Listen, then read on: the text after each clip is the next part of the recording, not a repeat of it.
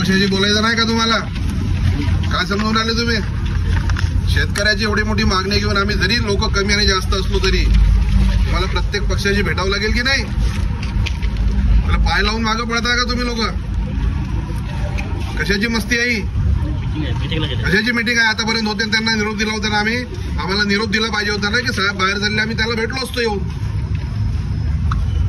पळवापळवीचे धंदे चालू केले का इथे? आता का राजकीय पक्षाचा जर तुम्हाला निमंत्रण आलंय की आम्ही येतोय तर तुम्ही बोलायला नको का? हे कोण आहे? ते कुठे गेले? सांगून गेले का आम्हाला? आम्ही त्यांच्यासाठी आलो ना, वेळ घेऊन आलो ना. फक्त पळापळीचे धंदे करायचे.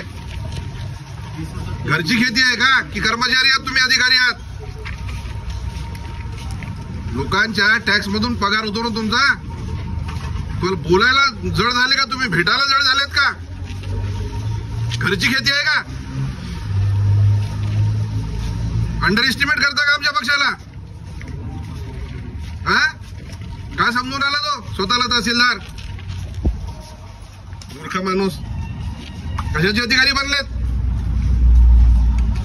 मला ठाऊक आहे ना, आम्ही निमंत्रण दिलं ना की आम्ही येतोय म्हणून. दिला खुट्याला मारून तुम्हाला नायब तहसीलदाराला समोर. तो पळून गेला. 4-4, 5-5 वेळा खासदार आले या भागातून शिवसेनेचे. आताही महाविकास आघाडीचा खासदार आहे. आमदार आले एवढे वर्ष. एवढ्या मोठ्या पक्षाला तुम्ही अंडर एस्टिमेट करता का? तुम्ही आम्हाला शिकवता का? आता आम्ही पुढच्या वेळेला दांडुके घेऊन घुसायचं का आतमध्ये?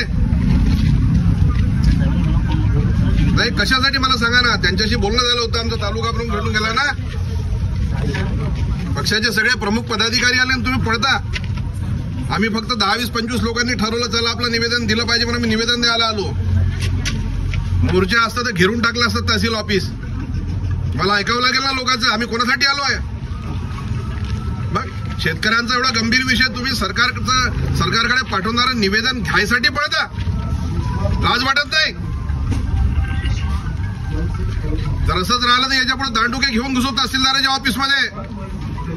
लोकांसाठी आहे, लोकहितासाठी आहे, लोकांच्या भल्यासाठी कार्यालय आहे. पगारा घेता लाख 2-2 लाख रुपयाचे. लोकांबरोबर बोलायला लाज वाटते? हा काय प्रकार लावला नवीन या तालुक्यामध्ये? चकलतबाजी वाटली का? आम्ही कंचे खेळायला आलो इथे? बोलला पाहिजे की नाही तहसीलदार? आणि तुम्हाला दिलं पाठवून इथे.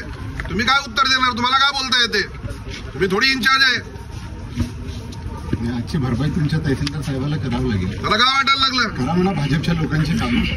2 नंबर सरकार कुठल्याही पक्षाचा असू देत, अधिकारी कोणत्या पक्षाचा असतो का? मग जर तुम्हाला कोणी भेटायला येऊन आलं म्हणजे आम्ही इमानदारीनं इज्जतदारीनं तुमच्याबरोबर भेटायला आलो, त्याचं हे फळ आहे का की तहसीलदार गायब झाला इथून? ओरिजिनल शिवसेना दाखवायची का? हे पोलिसाचे अंडुके आम्हाला नाही थांबू शकत शिवसेनेला. लक्षात ठेवा. आम्ही इज्जतीनं तुम्हाला भेटायला आलो की सरकारकडे ह्या सगळ्या निषेध नोंदवला गेला पाहिजे. शेतकऱ्याची परिस्थिती अत्यंत वाईट आहे.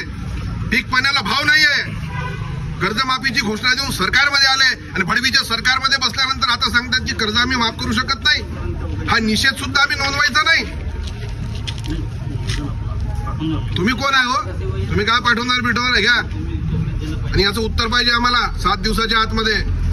आणि पुढच्या वेळेचा मोर्चा असा राहणार नाही. लक्षात ठेवा. पळापळीचे धंदे बंद करा. सगळ्या रेतीच्या धंद्यापासून सगळ्या 2 नंबरच्या धंद्याला सपोर्ट करता रात्रभर. सगळं खरीदली